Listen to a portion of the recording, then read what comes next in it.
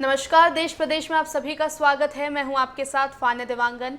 Bulletin की शुरुआत करते हैं इस वक्त की बड़ी खबर से। कल आएंगे छत्तीसगढ़ 10वीं 12वीं बोर्ड के नतीजे। दोपहर 12:30 बजे जारी होगा रिजल्ट। दोनों परीक्षाओं में करीब 6 लाख स्टूडेंट ने हिस्सा लिया था। नतीजे CGBSE के ऑफिशियल वेबसाइट पर जारी होंगे। इस वक्त की बड़ी खबर आप तक हम पहुंचा रहे हैं। कल आएंगे छत्तीसगढ़ में 10वीं और 12वीं बोर्ड परीक्षा के रिजल्ट। दोपहर 12:30 बजे जारी होगा रिजल्ट। ऑफिशियल वेबसाइट पर जारी होंगे रिजल्ट। इस वक्त की बड़ी खबर आप तक हम पहुंचा रहे हैं। कल आएंगे छत्तीसगढ़ 10वीं 12वीं बोर्ड के रिजल्ट। दोपहर 12:30 बजे जारी होंगे रिजल्ट। ऑफिशियल वेबसाइट पर जारी होंगे रिजल्ट। इस वक्त की बड़ी खबर आप तक हम पहुंचा रहे हैं। कल आएंगे छत्तीसगढ़ 10वीं 12वीं बोर्ड के रिजल्ट। आपको बता दें, ऑफिशियल वेबसाइट पर जारी होंगे रिजल्ट। वहीं दोपहर 12:30 बजे जारी होगा रिजल्ट। इस वक्त की बड़ी खबर आप तक हम पहुंचा रहे हैं। कल आएंगे छत्तीसगढ़ 10वीं 12वीं बोर्ड के नतीजे। आपको बता दें, दोपहर 12:30 बजे जारी होगा रिजल्ट। वहीं ऑफिशियल वेबसाइट पर जारी होंगे result.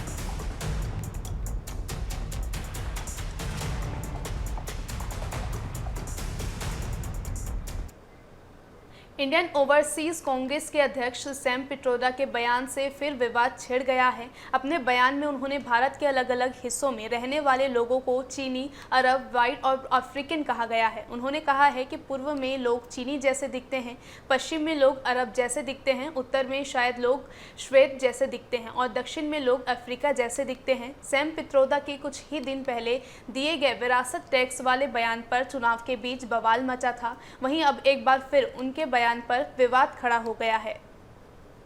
We have survived 70 years, 75 years in a very happy environment where people could live together, leaving aside few fights here and there. We could hold country together as diverse as India, where people on east look like Chinese, people on west look like Arab, people on north look like, maybe white, and people in south look like Africa. Doesn't matter. We are all brothers and sisters. Congress नेता Sam Pitroda के बयान पर घमासान छिड़ गया है। पित्रोदा का जब बयान सामने आया तब प्रधानमंत्री नरेंद्र मोदी तेलंगाना के वारंगल में सभा कर रहे थे। सभा में पीएम मोदी ने सैम पित्रोदा पर जमकर हमला किया। उन्होंने कहा कि शहजादे ने चमड़ी के आधार पर देशवासियों का अपमान किया है, गाली दी है। उन्होंने कहा कि आज मैं बहुत गुस्से में हूँ, लोग मुझे गाली दे तो मैं गाली सह लेता हूँ, लेकिन शहजादे के फिलोसोफर ने इतनी बड़ी गाली दी है कि मेरे मन में गुस्सा भर गया है। और जैसे क्रिकेट में आजकल थर्ड एम्पायर होता है ना, कोई कंफ्यूजन हो तो थर्ड एम्पायर को पूछते हैं, और वैसे ही ये शहजादे ये थर्ड प्लेयर को कंफ्यूजन होते तो सलाह लेते हैं। ये शहजादे के फिलोसोफर एंड गाइड अंकल ने बड़ा रहस्य खोला है। उसने कहा है कि जिनका चमड़ी का रंग काला होता है ये सब अफ्रीका के हैं। शहजादे, आपको जवाब देना पड़ेगा। चमड़ी के रंग के आधार पर मेरे देशवासियों का अपमान मेरा देश सहन नहीं करेगा और मोदी तो कतई नहीं करेगा। कांग्रेस नेता सैम पित्रोदा के बयान के बाद सोशल मीडिया एक्स में लगातार भाजपा नेता प्रतिक्रिया दे रहे हैं। तिरुवनंतपुरम से बीजेपी उम्मीदवार और केंद्रीय मंत्री राजीव चंद्रशेखर ने पित्रोदा की टिप्पणी को शर्मनाक बताया है। वहीं बीजेपी सांसद सुधांशु त्रिवेदी ने इसे आपत्तिजनक बयान बताया है। असम के मुख्यमंत्री हेमंत बिस्वा शर्मा ने पित्रोदा के बयान पर सबसे पहले प्रतिक्रिया दी। उन्होंने पोस्ट पर लिखा है कि मैं नॉर्थ ईस्ट से हूं और भारतीय जैसा दिखता हूं। वहीं कंगना रनौत ने भी एक्स पर निशाना साधते हुए कांग्रेस पर हमला बोला है। आज पुनः एक बार राहुल गांधी जी, जिसके शागिर्द हैं, उनके कुख्यात उस्ताद सैम पित्रोदा साहब ने भारतीय संस्कृति, भारत की पहचान और भारतीय लोगों की पहचान के बारे में बेहद आपत्तिजनक बयान दिया है। अब ऐसा लग रहा है कि यह विषय, कांग्रेस पार्टी जिस सीमा तक जा रही है, यह विषय चुनाव का नहीं रह गया है। यह विषय राजनीति का नहीं हो गया है, यह विषय भारत के अस्तित्व का हो गया है, क्योंकि अब भारत के अस्तित्व पर सीधा सवाल उठाया जा रहा है। क्या उठाना चाहते अब सैम पित्रोदा भारत को क्या समझते हैं?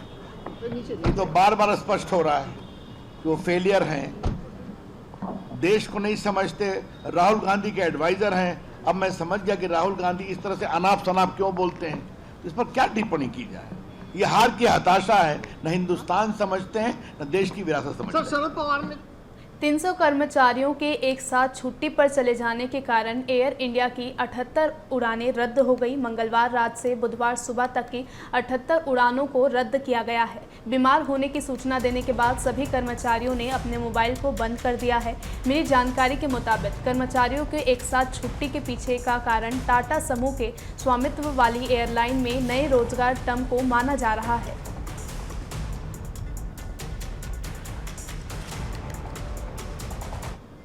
कांग्रेस महासचिव केसी वेणुगोपाल राय ने एक बयान दिया है। उन्होंने कहा है कि रिपोर्ट अभी एक तक साफ है, तीसरे चरण में भी हमें बहुमत सीटें मिल रही है। पार्टी के नेताओं को पूरा भरोसा है कि हमने बहुत अच्छा प्रदर्शन किया है और लोगों ने ईडी गठबंधन को वोट दिया है। So far the reports from the field is very clear that we are getting majority seats in third phase also. Our party leaders are very much confident. We are doing very well in third phase polling also. Even though the government has tried to lot many things to sabotage the normal elections of this year, but people are voted for India Alliance. Indore में 13 मई को मतदान होना है, जिसको लेकर सभी मतदान केंद्रों पर सीसीटीवी लगाने को लेकर कांग्रेस ने जिला निर्वाचन अधिकारी को ज्ञापन दिया है। इंदौर शहर कांग्रेस अध्यक्ष सुरजीत सिंह चड्डा समेत अन्य लोग जिला निर्वाचन अधिकारी से मिलने पहुंचे, जहां उन्होंने निष्पक्ष चुनाव कराने के लिए ज्ञापन भी दिया है। कि बम के बारे में बात की जाए, बम बहुत गंदा चेहरा है, उस बारे में हम लोग भी बात करें तो अपना खुद का मुंह खराब करना, इतना गंदा कृत्य किया है बम ने, इसलिए बम के बारे में मैं कोई बात नहीं करना चाहता। देखिए, ये आंकड़ा निश्चित रूप से बढ़ा जाएगा और इसमें सब अधिकारी सम्मिलित है 100%। भाई, इसमें हर्षिका सिंह जी ने एक जांच को व्यवस्थित चलाने की कोशिश करी थी और जिसमें बड़े अधिकारी एडिशनल और डिप्टी कमिश्नर और सिटी इंजीनियर लेवल के अधिकारी सब जा रहे थे, तो हर्षिका सिंह जी का ट्रांसफर हो गया और अब पता चला है कि पूरे मामले में सारे अधिकारियों को क्लीन चिट दी थी। ऐसा भ्रष्ट कर्मियों की या उपयंत्री की इतनी क्षमता है जो इतने करोड़ों के बिल लगाते।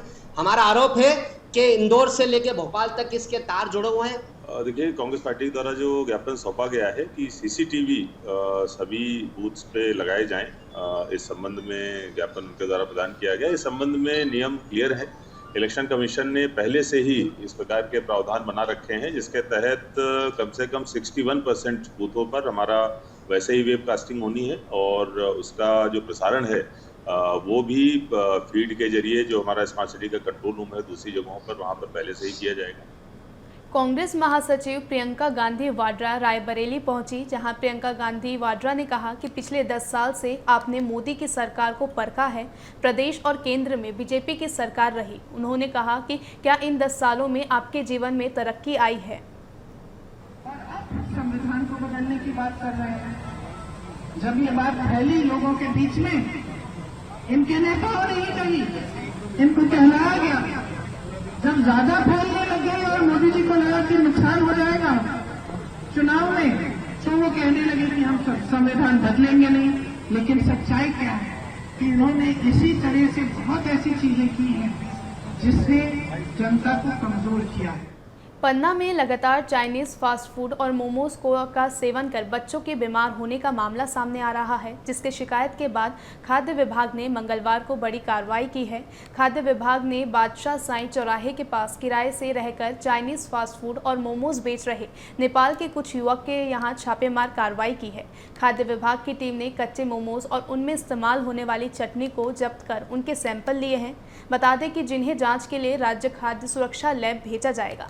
वहीं विभाग की इस कार्रवाई के बाद शहर में चाइनीज फास्ट फूड बेचने वालों में हड़कंप मच गया है। खाद्य निरीक्षण अधिकारी ने जानकारी देते हुए बताया है कि युवक अपने आप को नेपाल का रहने वाला बता रहा है, जो लगभग 2 सालों से यहां रहकर चाइनीज फास्ट फूड और मोमोज बेचने का काम करता था, लेकिन उसके पास कोई भी पंजीयन भी नहीं पाया गया है।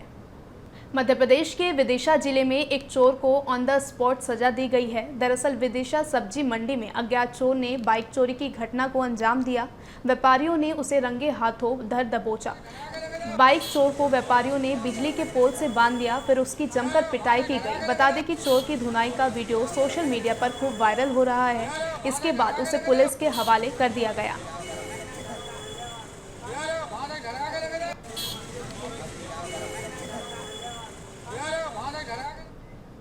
मध्य प्रदेश में इन दिनों भीषण गर्मी पड़ रही है। गर्मी आते ही आग लगने की घटनाएं भी लगातार सामने आ रही है। ताज़ा मामला राजधानी भोपाल के गौतम नगर से सामने आया है, जहां सुबह 3 बजे 4 दुकानों में अचानक आग लग गई। मौके पर फायर ब्रिगेड के साथ पुलिस की टीम भी पहुंची। चारों दुकान में रखा लाखों का सामान जलकर राख हो गया। करीब 3 घंटे कड़ी मशक्कत के बाद आग पर काबू पाया गया। आग ने बिल्डिंग को भी चपेट में ले लिया था, जिससे फर्स्ट फ्लोर पर 2 युवती फंस गई, जिन्हें रेस्क्यू कर बचाया गया।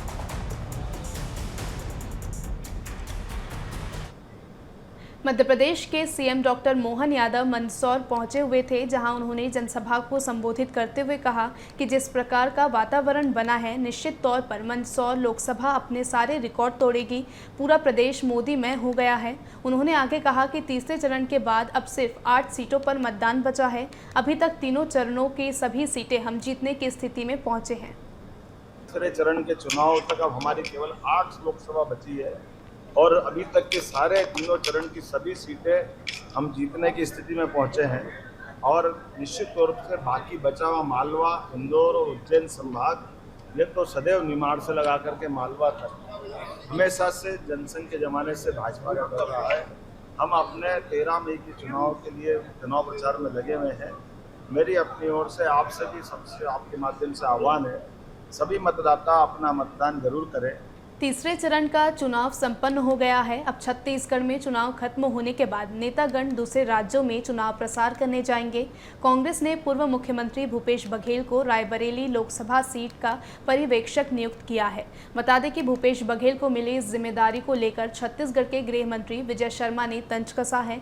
उन्होंने कहा है कि पिछली बार भी यूपी में भूपेश बघेल गए थे और कांग्रेस हार गई थी।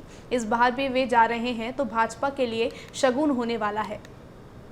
पिछली बार भी यूपी में काबा ये चला था और भूपेश बघेल जी गए थे तो यूपी में 2 बार हुआ था। तो इस बार भी अगर वो यूपी जा रहे हैं तो ऐसा ही कुछ भाजपा के लिए शगुन होने वाला है।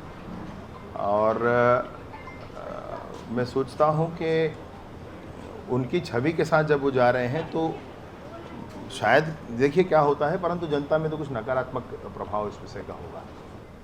छत्तीसगढ़ के कथित आबकारी घोटाले मामले में ईओडब्ल्यू की टीम ने दुर्ग में छापेमार कार्रवाई की है। ईओडब्ल्यू टीम ने पप्पू ढिल्लन के भिलाई के नेहरू नगर निवास में दबिश दी है। ढिल्लन के घर में ईओडब्ल्यू के 6 अधिकारी सुबह से छानबीन कर रहे हैं। बता दें कि कथित शराब घोटाले में अप्रैल माह में भी एसीबी और ईओडब्ल्यू की टीम कारोबारी के घर छानबीन की थी। मामले में अब अनिल टूटेजा, अनवर ढेबर के बयान के बाद एक बार फिर ईओडब्ल्यू के अधिकारी कार्रवाई कर रहे हैं। इसी के साथ इस बुलेटिन में फिलहाल इतना ही। नमस्कार।